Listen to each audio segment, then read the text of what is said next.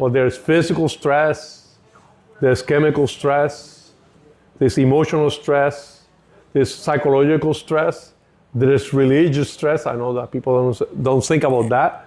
There's also chemical stress. There's also, let me see if I'm forgetting, economical stress. You don't have money, you cannot do hire a trainer, and the final genetical stress. What? So be aware that you need to take all this into consideration because you want to make the stress tolerant and good. Which one of the 7, and I know it's more than one, impacts a person that develops food allergies, irritations, and intolerances from eating the same things over and over, or perhaps from an inherent allergy? Chemical and emotional, those are huge. Not a genetic? No. Interesting. Believe it or not, no. I know that in the world of alternative medicine and functional medicine, there's 2 things that is everything now. Genetics and what else, Robbie? Probiotics. Everything is probiotics, everything. And genetic. Well, the only problem is that you're born with a set of genes. Then you cannot change that. The genes are the hardware. You're a computer, the genes are the hardware. They're set up.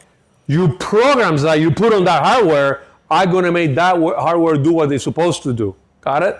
So be aware. Now, most of those genetic disorders are actually relieved, resolved, or modified by great nutrition, great exercise, great relationship, etc.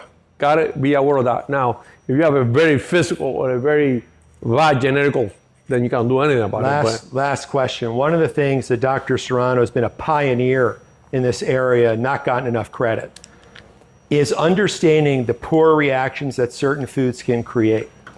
And so, for example, a patient comes in and they're eating non-refined foods. They're making what we would all consider good food choices, healthy but food. they feel like crap. Their joints are swollen, they have low energy, they're constantly bloated, they don't feel right, and they're completely confused and frustrated because they're eating chicken breasts and eggs. And that is a great question. And other non-refined food choices. So what's going on? From your perspective, is the best one I've ever heard. You know what? There's so many steps in there, but all these stressors then involve, they bring poor digestion, which poor digestion means that you have poor absorption. With poor absorption, you have poor nutrition. The only problem is that sometimes what you are absorbing, it can be a deterrent or a toxicity for you because you're not digesting it properly, and that creates food allergies. Now, I'm going to be a scientist now.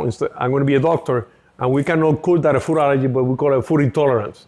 So if you go to an allergist, they're going to say, oh, we're going to check your IgE, which what they do with your skin, little poking, and they say you don't have allergies, which is a total lie. But I got to be a doctor. And the IgE is negative, you don't have no allergy, which is a lie. Of course, this absolutely works for people that have anaphylactic reaction. Yes.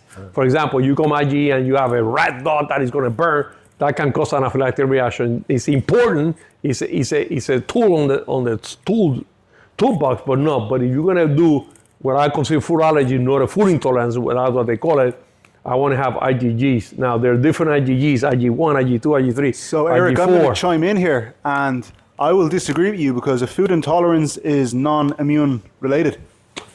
So Robbie's saying that a food intolerance is not immune related, which is a lie. That's what they're going to say. So actually, Robbie's using the word food sensitivity, which is semi-true. The only problem is intolerance can be poor digestion, can be a lactose intolerance. It can be a salicylate. It can be something that you have that activate something inside the gut, not inside your body. So like fructose intolerance, lactose intolerance, yeah. Now, that can be an answer. The only problem is that those will create bloatness or create weakness on the wall, which develop to a food sensitivity. So he's correct. I should have used the word food sensitivity, not food intolerance. And my apologies, I'm being corrected by a trainer. That's pathetic. Thank you, guys.